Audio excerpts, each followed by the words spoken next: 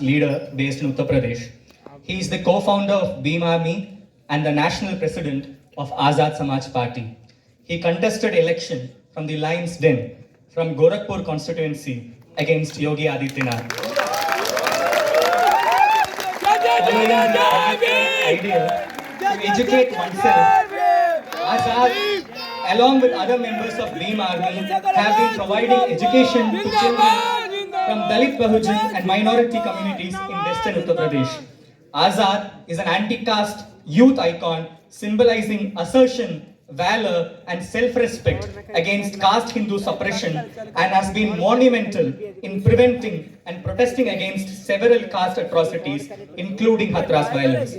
Whenever there is injustice in the name of caste, injustice in the name of religion, Azad ensures that despair does not seep in, and he comes to the forefront as a symbol of hope and resilience.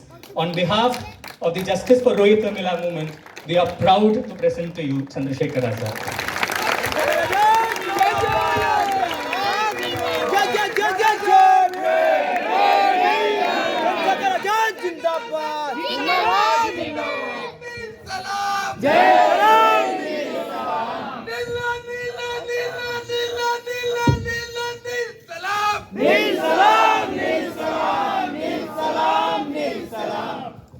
जय भीम। जय भीम।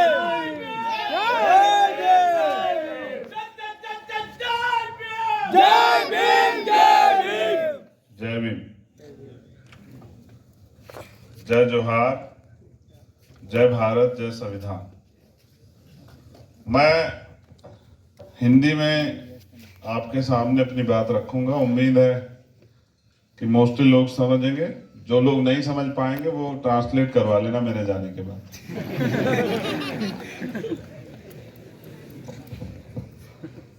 हम भारत के लोग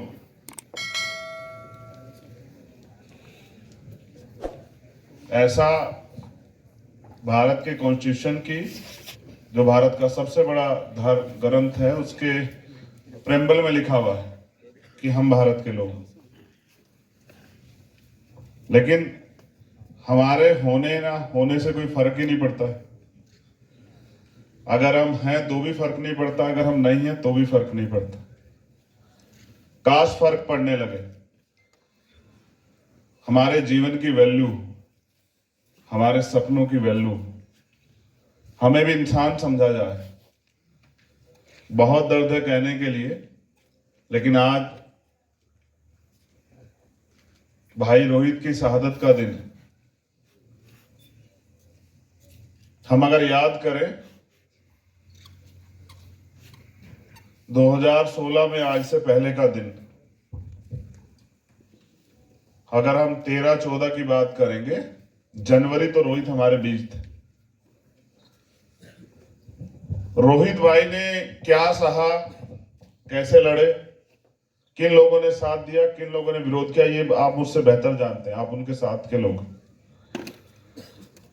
मैं उन सभी साथियों का धन्यवाद करता हूं जिन्होंने रोहित भाई की इस लड़ाई में, जो अकेले रोहित भाई की लड़ाई नहीं थी, पूरे देश के बहुत सारे इंस्टीट्यूशन में वो बहुत सारे एसटी, ओबीसी और माइनॉरिटी के बच्चे लड़ रहे हैं, उसमें जिन्होंने साथ दिया, मैं उन सबका दिल से धन्यवाद करता हूं। और धन्यवाद करता हूं उन टीचर्स का जिन्होंने अपनी नौकरी की परवाह न करते हुए उस समय एक बड़ा सपोर्ट दिया लड़ने वालों को। मैं दिल से उनका भी शुक्रिया अदा करता हूं। मैं हर बार रोहित भाई को वहीं से नमन करता हूं, लेकिन इस बार सबरी और तमाम साथियों की वजह से अवसर मिला कि मुझे यहां आके अपनी बात रखने का मौका मिला। मैं कोई अकेला नहीं हूं, मेरे जैसे बहुत सारे लोग इस देश में लड़ रहे हैं और तब तक लड़ते रहेंगे जब तक इस देश में गैर बराबरी पर आधारित ये व्यवस्था खत्म नहीं होती और मानवता का राज स्थापित नहीं होता, तब तक हम इस लड़ाई को लड़ते रहेंगे।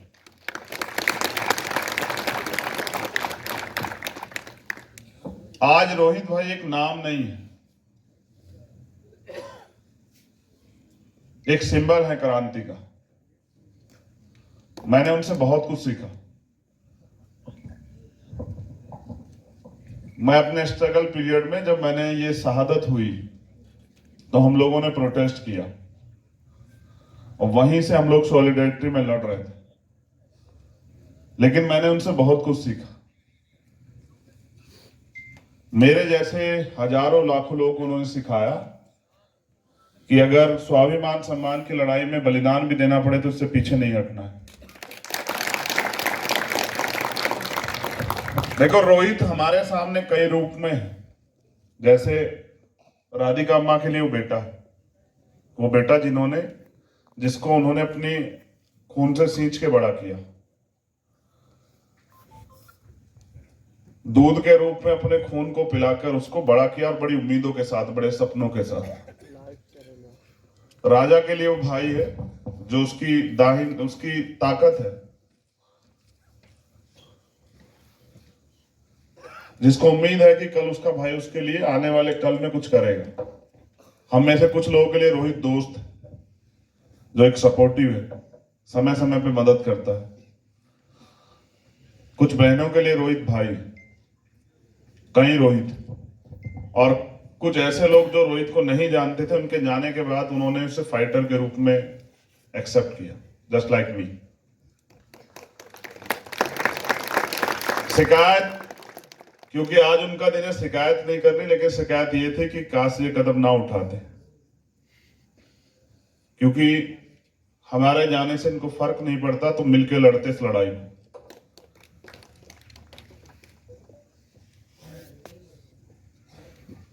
हम कॉलेज यूनिवर्सिटी जब जाते हैं, कॉलेज यूनिवर्सिटी से पहले एक छोटे से घेरे में होते हैं, छोटी सी दुनिया होती है हमारी, छोटी सी सोच होती। क्योंकि मैं खुद छात्र राजनीति, कॉलेज यूनिवर्सिटी की लाइफ जी के आया हूं, तो मैंने महसूस किया कि बड़ी सी दुनिया, सोचना, समझना, बोलना, सपने देखने का अवसर हमें कॉलेज और यूनिवर्सिटी में मिलता है। फिर उनको पूरा करने के लिए हम लोग ताकत लगाते हैं, कंपटीशन, बहुत सारी चीजें, और इस डर के साथ कहीं फेल ना हो जाए, ये डर भी लगातार बना रहता है।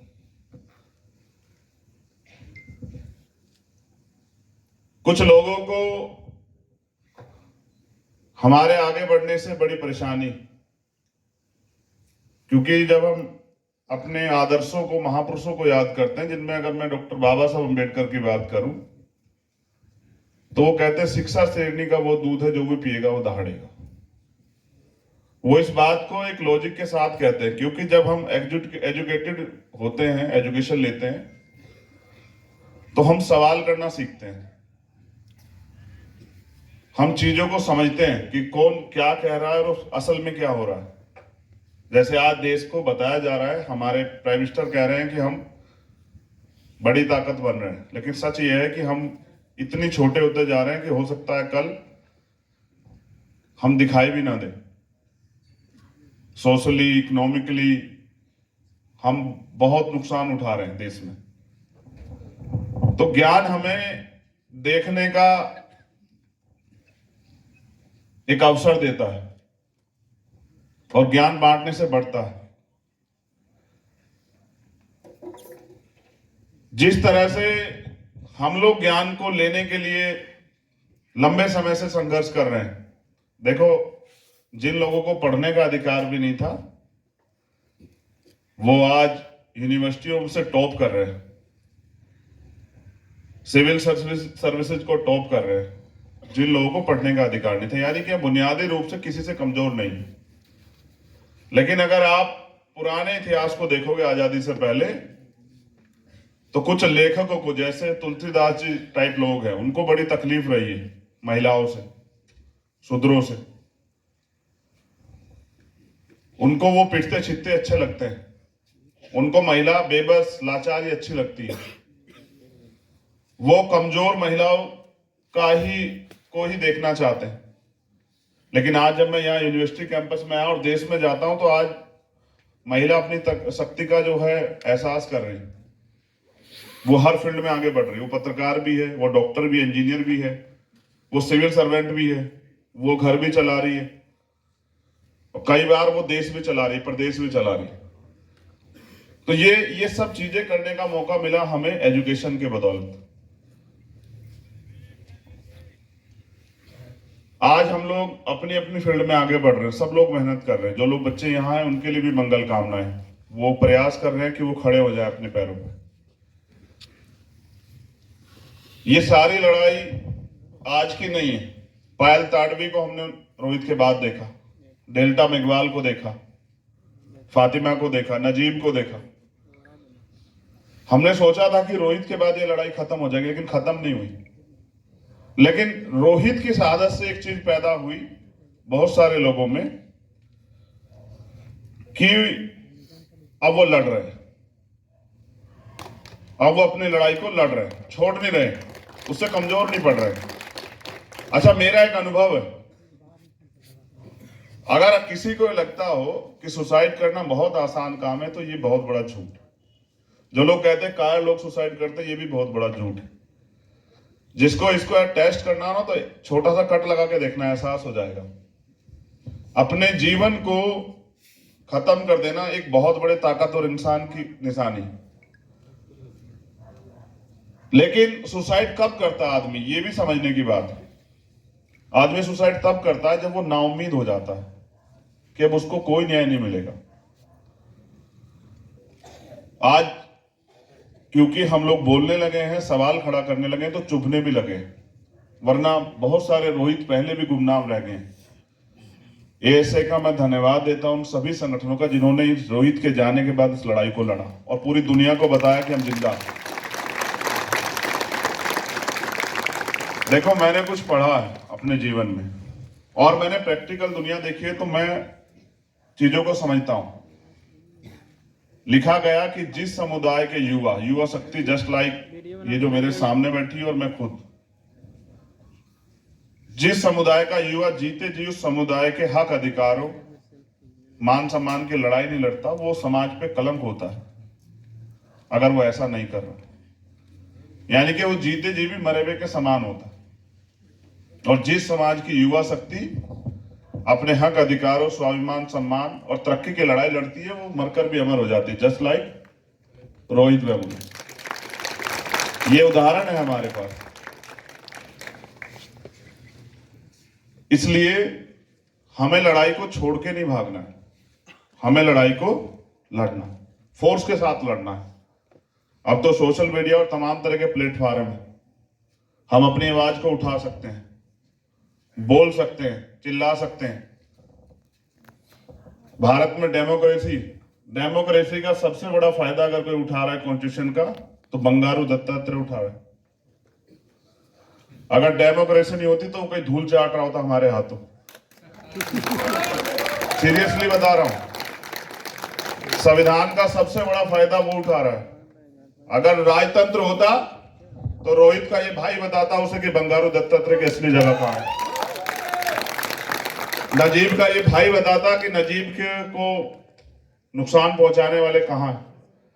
लेकिन क्योंकि हम संविधान को मानने वाले लोग हैं, इसलिए भरोसा भी करते हैं संविधान पे कि संविधान हमें न्याय देगा। और कहा गया है कि न्याय हमारा जन्मसिद्ध अधिकार है। कॉन्स्टिट्यूशन ये कहता है, कॉन्स्टिट्यूशन ये भी कहता है कि जाति, धर्म, समुदाय, लिंग के आधार पे कोई भेदभाव नहीं होना चाहिए। लेकिन हो रहा है, सत्ता में बैठे गए लोग कर रहे हैं। न्याय जन्मसिद्ध अधिकार है, लेकिन कहां मिल रहा है बताओ। जिसको न्याय दिलवाने के लिए आज हम लोग यहां हैं और लड़ रहे हैं, उनके एफआईआर तो मुझे बताया साथियों ने कि कहीं है ही नहीं, और जो न्याय के लिए लड़ रहे थे उन पर मुकदमे हैं। यहां की सरकार से आज मुझे बताएगा, हम लोग बात करेंगे, अगर वो वास्तविकता में बीजेपी विरोधी होने की बात करती है तो उनको हम लोग प्रयास करेंगे कि वो हमें सुने और ये मुकदमे खत्म करें हमारे साथियों के, जो उनके ऊपर जबरन मुकदमे लगाए गए। और अगर यहाँ की सरकार भी ऐसा नहीं करती तो उनसे भी टकराएंगे हम लोग। फिर हम यहाँ के चीफ मिनिस्टर को भी चैन से नहीं बैठने देंगे अपने घर में, अगर हमारे भाई जिस तरह से परेशान घूम रहे हैं, अन्याय भी उनके साथ हुआ और उनको ही जो है सहना पड़ रहा है। वो कोर्ट भी जाते हैं और उनको जो है समन भी आते हैं, लेकिन जिन्होंने किया वो तो खुलेआम घूम रहे हैं।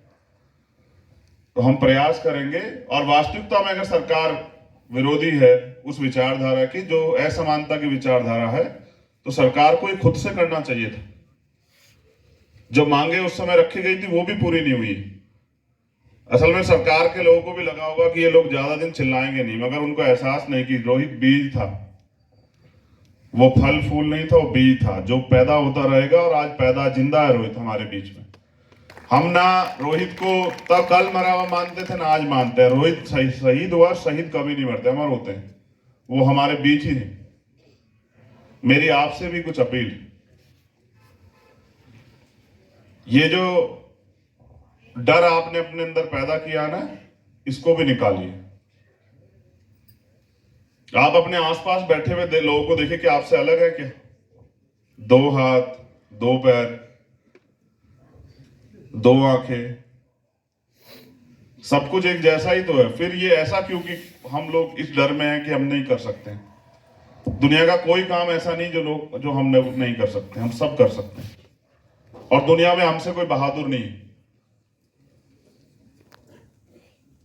आज जो कुछ इस देश में तैयार, दुनिया में तैयार हुआ, लोगों द्वारा तैयार किया गया है। मैं राधिका अम्मा का नाम मुझसे पहले रखा गया, मगर मैं बेटा होने के नाते चाहता था कि राधिका अम्मा का आशीर्वाद हम सबको मिले। मैं भी बैठ के सुनूं जब राधिका अम्मा बोले, जब अपना वो दर्द बताएं हम लोगों को।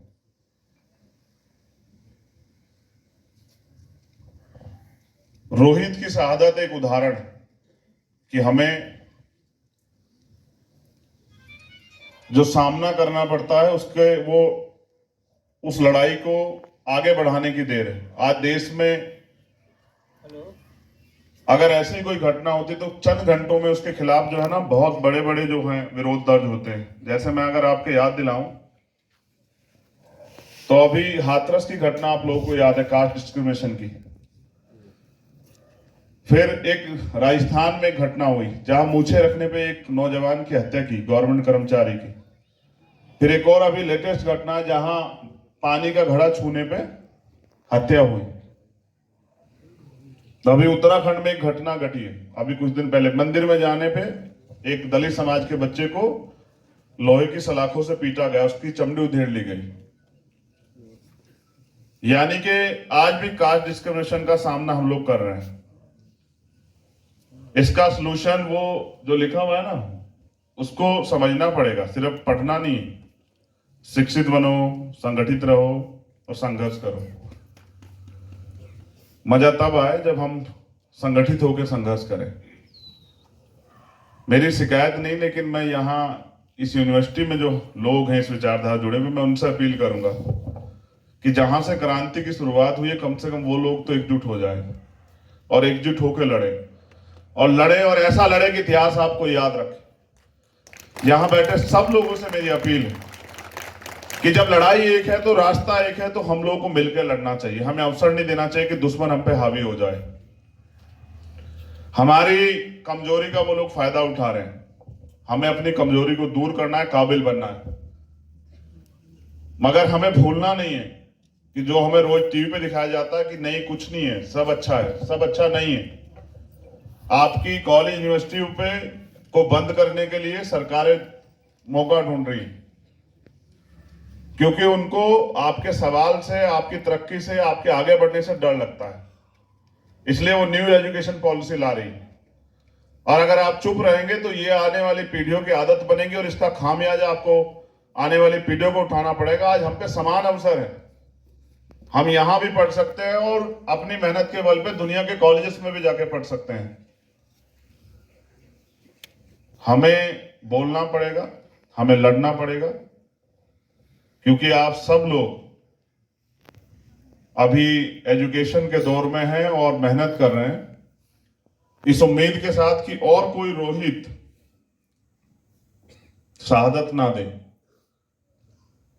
और कोई रोहित जो है कमजोर पड़ के, निराश होकर टूट ना जाए। इसलिए एकता बना के लड़ते रहिए।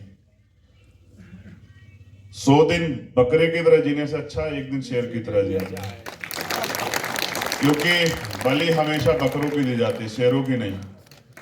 आप जब मैं कोरेगांव जाता हूं ना तो वहां उस पे बाबा साहब ने कुछ लिखा, ये आपको जानना चाहिए। उन्होंने कहा कोरेगांव कोई काल्पनिक कहानी नहीं है। 1 जनवरी 1818 जब 500 महान योद्धाओं ने 28,000 पेशवाओं को धूल चटाई, तो बाबा साहब ने उस पर कहा, मैं हर वर्ष जाता हूं। पिछली बार मैं एनआरसी सीए के आंदोलन में बंद था, इसलिए नहीं जा पाया, जेल में था तिहाड़ में, इसलिए नहीं जा पाया। तो उन्होंने कहा कि कोरेगांव कोई कल्पना कहानी नहीं है, कोरेगांव हमारे वीरों का इतिहास है, इसलिए कोरेगांव जाके उसको नमन करना चाहिए और ये याद रखना चाहिए कि हम सिंहों की तरह जिए इस देश में और हमें शेर बन के जीना, हमें भेड़ बकरी नहीं बनना है। मेरे पास बहुत सारे डिग्रियां है, पढ़ाई के साथ साथ मेरे पास लोकल जेल की, प्रदेशों की जेल की और देश की सबसे बड़ी जेलों की भी डिग्रियां है। मैंने वहां लंबा समय बिताया, वहां भी इंसान रहते हैं और वो इंसान इस देश की भ्रष्ट जुडिशरी की वजह से, जो कॉलेजियम सिस्टम है इस देश में, जहां SC ST OBC और माइनॉरिटी के लोग नहीं घुस सकते हैं कितनी भी एजुकेशन लेने के बाद, उस सिस्टम की वजह से हम न्याय के दरवाजे पे माथा रगड़ रहे हैं लेकिन न्याय नहीं मिल रहा।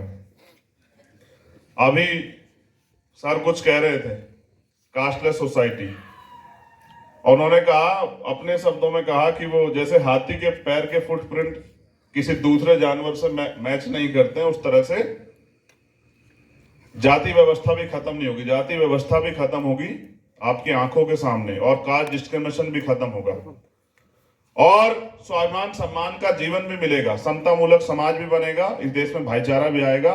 लेकिन तब जब जिन महापुरुषों ने ये विचार दिया, फूले, साहू, अंबेडकर, पेरियार, सावित्री, फातिमा, इनके विचारों पे हम लोग चलने का काम करेंगे और इस उम्मीद के साथ कि हम कुछ करके दिखाएंगे। मैं फिर हैदराबाद वापस लौटूंगा, लेकिन इस बार प्रयास करूंगा जब मैं हैदराबाद आऊं तो जिन साथियों को वो मुकदमों की वजह से परेशानी है, उनके मुकदमे जो है वो खत्म कराने के लिए आऊं।